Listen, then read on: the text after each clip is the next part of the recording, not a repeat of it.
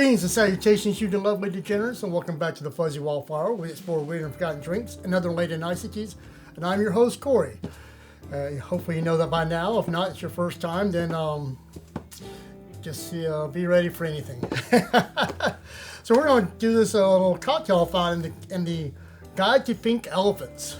It's kind of like a crazy little rolodex of, well, I guess that's the right way to do it. Rolodex of drinks, by rum, by gin, blah blah blah. You can tell I've already marked a couple of them for some future ones. A lot of the traditional ones. And this, when was this made?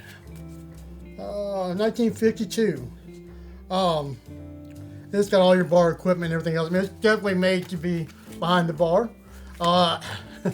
Whoever had it before me had a 19th hole caddy and one drink per hole, which maybe one day I might have to try that. What's interesting, I mean, some people may not really know what pink elephants are anymore. It used to be a bigger thing when I was a kid. Like Dumbo, the original Dumbo had a pink elephant scene where I guess he got a little drunk by accident and pink elephants everywhere. When I'm a kid, I didn't think anything about it. You're like, oh, it's pink elephants. As you get older, you realize, oh, he was drunk. And in doing so, I figured, why not figure out where pink elephants came from, just for the jollies of it. And if you can stand by reading for a moment. A character in Jack London's 1913 novel, John Barleycorn, makes a reference to blue mice and pink elephants when describing the two types of men that consume alcohol excessively, but mainly just means you're getting too drunk, which I've never seen pink elephants at this point in my life. But we won't hold our breath.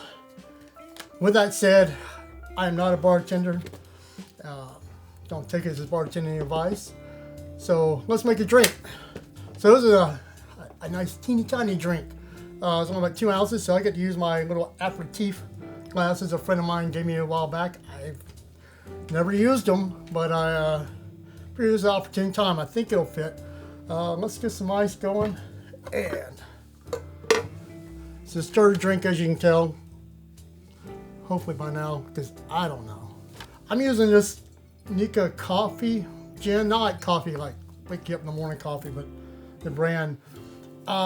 This is using Kirsh and Apricot Brandy. It's more fruity. This has a little more fruity taste to it. So I think it will go better than the dry gin like it originally had. Of course, when this came out, these gins weren't around. So it's just 1 ounce of gin. So half an ounce of Apricot Brandy. Give it a little bit of coloring there. And then half an ounce of Kirsch.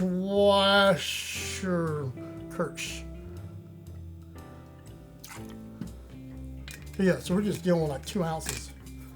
And get you out of the way.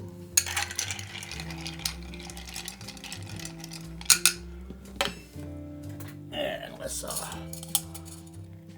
see what we got here. All right, Rosa. Got a little pinkness to it, a little greenness. Maybe it's the lights in here.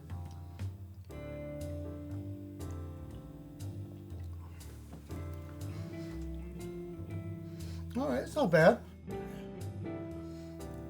Yeah, you can definitely get a little bit of fruity flavors from the Kirsch is a lot stronger.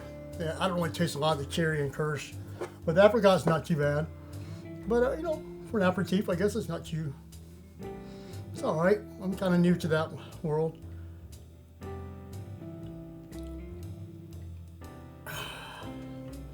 Well, give it a shot if you got the stuff around. I think this stuff's pretty cheap.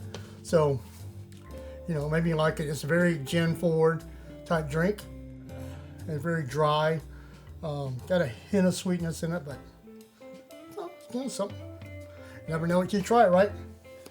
In the meantime, you guys know what to do. Pinky's out, right?